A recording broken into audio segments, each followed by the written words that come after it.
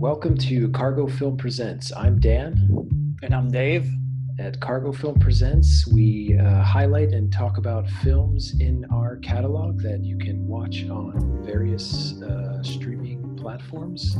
Today, we're going to be talking about Hare Krishna. It's a documentary on the life of Srila Prabhupada, who is the 70-year-old Swami. Well, at the time, he was a 70-year-old Indian Swami who arrived in New York City with no support, no money in the middle of the 60s, in a time of turbulence in America. And the film is a spiritual biography that explores how he ignited a worldwide cultural revolution of spiritual consciousness. This film is indeed a biography. Swami did have a pretty remarkable life, and really waited till the last 12 years of his life to do his thing and blaze a trail around the world. It's a pretty incredible story that at 7 years old, leaving India because of instructions from his master to spread the good word of his teachings, which he called the International Society for Krishna Consciousness, aka ISKCON, which is a branch of the Vaishnava culture in India, and arrives in New York City to spread these teachings. 12 years later, in 1977, when he dies, you've got over 1 million ISKCON followers worldwide. You've got his books translated into over 80 languages. It becomes one of the fastest growing spiritual movements ever documented. He's traveled the globe 12 times on tours, and that took him to 6 continents. So pretty remarkable, just if you look at the plot points of this individual's life. Yeah, it's one of those never too late stories, right? We think, oh, I'm too old to do this, or, it's too late to learn something new. I mean, this guy in the span of 12 years did all of these, amazing achievements that you outlined. And what I found fascinating as well is that, it all kicks off on the Lower East Side, and, Prabhupada came to New York with essentially nothing. I think it was like a suitcase and an umbrella and like $8. And, And some dry cereal too. Okay, some dry cereal. He had to have something. That might have been the magic ingredient there. Right, that was it. We all need a supply of dry cereal for our bug out kits. But yeah, anyway, he comes to the Lower East Side with nothing.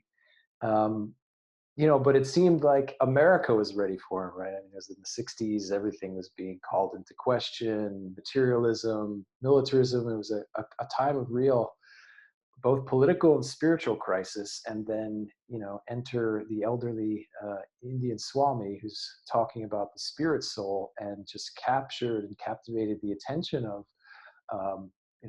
the hippie culture on the Lower East Side. And it just kind of blew up from there. Right. Now, you can't talk about this movie without talking about, how the people who are followers of Hare Krishna are, portrayed in the media. And let's face it, I'm guilty of that as well as a young man, growing up in a big city and traveling to other cities. We would see, the devotees of the Krishna movement in their crimson robes and chanting and with their hand symbols and so on, and really, portraying themselves as outsiders to the society at large, and of course that drew a lot of criticism and or making fun of these individuals. And even in our popular culture, there's of course this classic scene in Airplane, the movie, where Robert Hayes, is in the middle of some antics and rushes to the gate, and he's blocked by some Hare Krishna Right. devotees and offering flowers and so on, and he punches them and moves off. I'm sure that got a big laugh. I probably laughed at that when I watched it, and that's that's what happens when you're introducing something that is so outside the normal, what is considered normal boundaries of civility. And let's face it, that's what these followers did. This is what the Swami instructed them to do, they were a punchline for years, and still are. Let's face it, they still are. So what was refreshing to me about the film is that it did inform not only the remarkable journey of this one individual, but also his, what is ultimately a message of peace and love and self-knowledge. I think one of their catchphrases is, forget politics. What the world needs is a revolution in consciousness. I mean, that was true then. It's still true now. It'll be true, probably for a while. It kind of sounds like the platform of recent Democratic National candidate Marianne Williamson, doesn't it? It does, Uh, yes. Yeah. yeah, Maybe she's yeah. a She might be devotee. a devotee, yeah. So anyway, all to say that while they exist and live in our culture as a bit of a punchline, what the film does is it drills down into what the philosophy is, and it's fairly positive for the most part.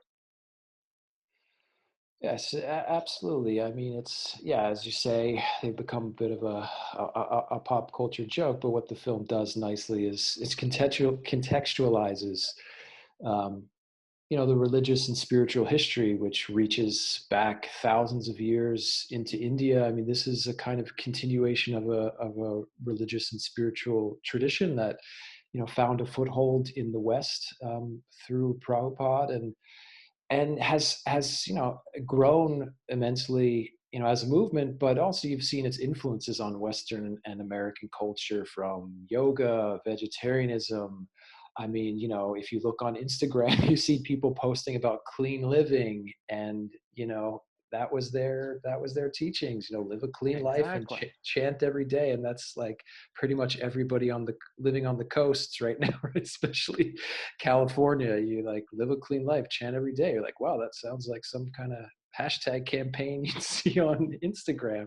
That's So they right. really have influenced They most have. So, generations. one can argue that, their PR methods, probably were questionable, because it did push them into this, pop culture joke punchline territory.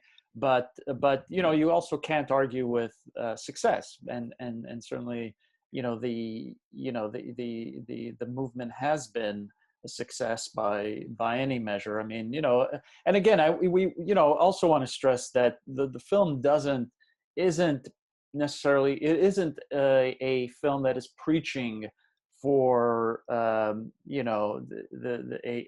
convert people to the Krishna movement. It really is a biography, because it is a pretty incredible story, that a man of 69, 70 years old leaves India with hardly anything, and within 12 years is able to accomplish as much as he has. And sure that there's a certain amount of luck involved with that. He was able to arrive in New York City in America at a time of pretty serious upheaval, cultural upheaval, and young people certainly looking for alternatives to what they learned growing up. And you had drugs, music, and these alternative spiritual teachings, and so that certainly played into it.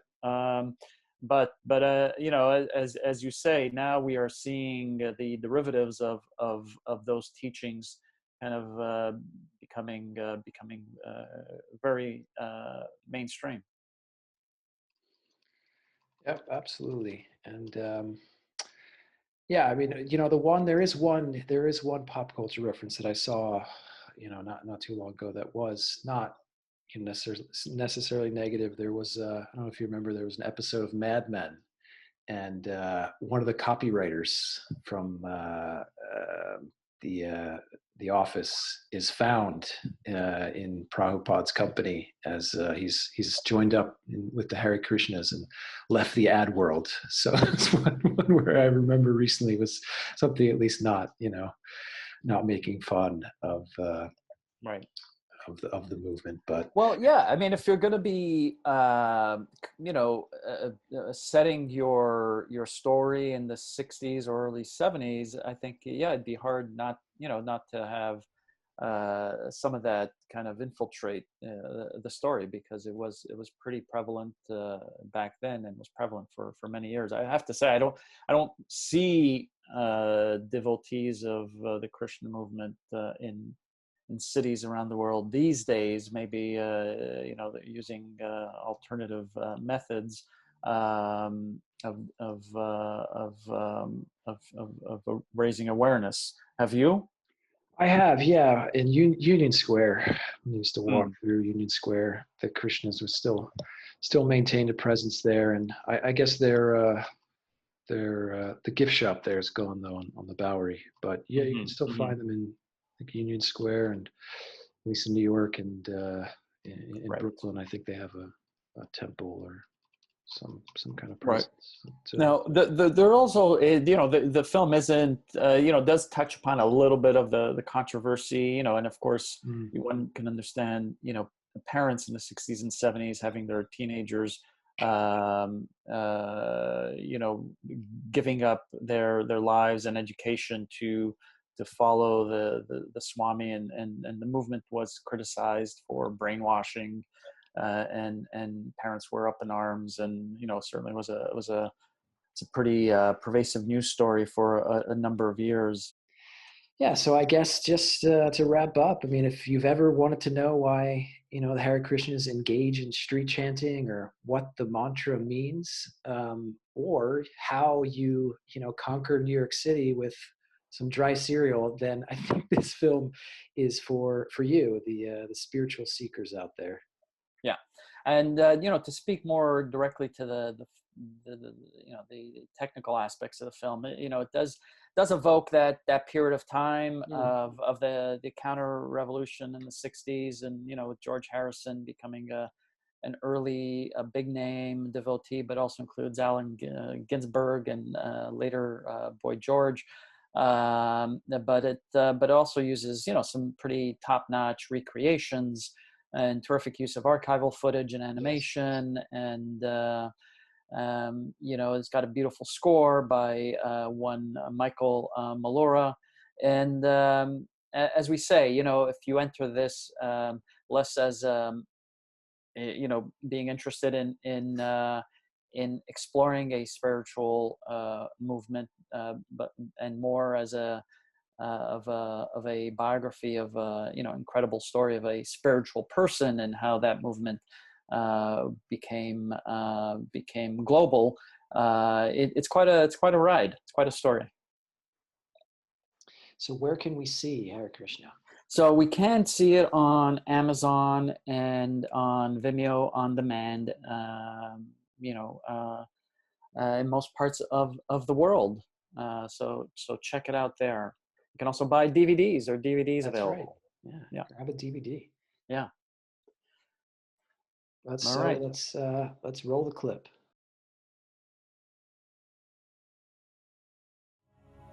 You have to imagine what it must have been like for him growing up in the 19th century in colonial India. The image of America was what was presented in Life magazine, and of this monstrous, industrialized nation. Rugged individualism and questioning authority. To think about bringing a message of self-control, of minimizing needs, of love for Krishna, love for God, must have been daunting. And yet that's what he had to do. Having been requested by his guru, go to the West and speak Krishna's message in the English language, spread this teaching around the world. I took some of my books, Srimad Bhagavatam, and I was personally selling these books to the booksellers with great difficulty.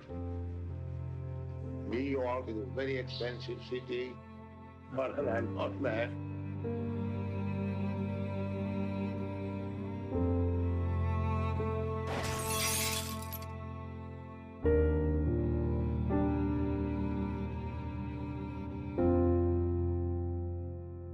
The whole stock and my typewriter, my telegraph, everything was stolen.